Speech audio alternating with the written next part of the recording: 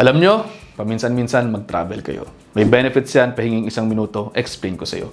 Una, nakatutulong yan sa inyong mga mental health at saka sa physical health na rin. Nakaka-improve ng mood, nakatatanggal din ng stress sa work, kaya po pwedeng makatulong sa physical health mo rin indirectly.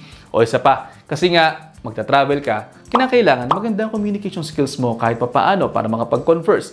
Kaya, nakaka-improve din ng communication skills. Okay din to kasi ikaw mismo magiging mindful ka sa iba't ibang mga kultura ng mga lugar na pupuntahan mo. Kaya you gain more knowledge of their culture and their how-tos. Magiging well-rounded ka din. Isa pa, yung memories hindi yan mapapalitan ng kahit na anong bagay sa mundo. Kaya goods din na mag-travel ka with your loved ones o kaya naman kahit alone na rin para magkaroon ka din ng me time mo at malimutan mo yung mga inaalala mo araw-araw. Para pag-uwi mo, refreshed ang iyong utak at kaya mo nang kaharapin ang mga yan. Kaya kung nagko-contemplate ka na mag-check out ng ticket, i-G mo na yan at almost 1 minute na rin to. I hope you're all 1 minute wiser and richer para makatravel. See you next time. Ingat!